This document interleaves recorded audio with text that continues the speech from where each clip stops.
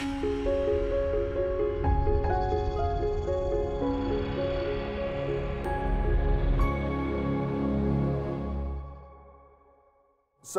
how did you spend your summer? I was lucky enough to spend my summer in Geneva at the United Nations, founded in 1945 to promote peace, prosperity, and human rights for all people. The United Nations' global ambitions continue into the 21st century with a series of sustainable development goals, one of which particularly interested me, the eradication of hunger by 2020.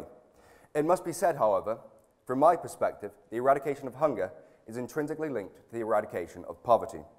People starve not because of a lack of food, but because of a lack of means.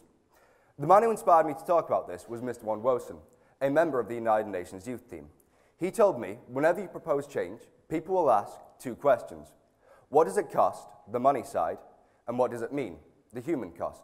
So, what would it cost to end world hunger? Not a lot. It's estimated that in the developing world, 25% of all food that is wasted could be sold by giving people fridges. Not to mention, we produce too much food. Between 1/3 to 1/4 of all food ever produced is thrown away, at a direct cost of 750 billion. But what does that mean?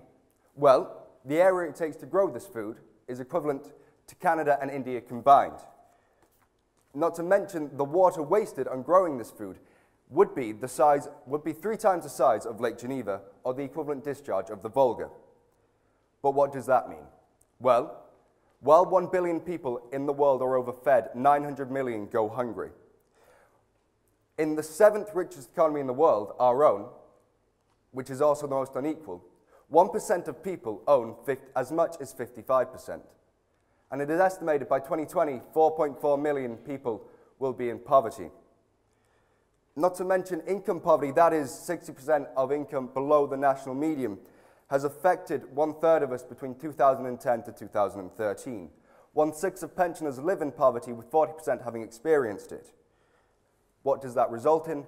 1 million people using food banks, 750,000 people relying on food parcels, and 1/6 of parents having to forgo food to feed their children. That's hard to imagine, I know, but if I could put it like this, in a classroom of 30 students, 9 of those students will be in poverty. And the argument will go from the rich and wealthy that they are rich because they work hard and the poor are poor because they are lazy. Right? Fundamentally wrong. 2/3 of those impoverished children have working parents. The biggest claimant of benefits are working people. Hunger is present in a nation like the UK not because of a lack of food, but because of a lack of money. The economic cost of allowing poverty is estimated to be 29 billion per year.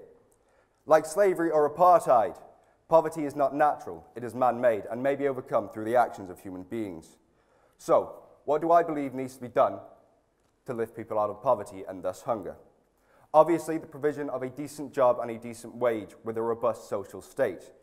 But there's also something you could do. Vote with your feet. Buy fair trade products, provide the producer a decent income, a livable income, and eradicate poverty that way. Then we can look at the historical perspective. How did a nation like the United States go from an agrarian backwater to a world industrial power? It built decent jobs, it provided decent wages, and it lifted its population out of poverty by protecting it. Nelson Mandela said, "Overcoming poverty is not a gesture of charity, it is the fulfillment of a fundamental human right, the right to a decent life and dignity. While poverty persists, there is no true freedom." I hope you're a little outraged by the unnecessary nature of poverty and extreme inequality across the world and in this nation. And I hope you're a little inspired by the United Nations' aim to end world poverty by 2020, as well as hunger.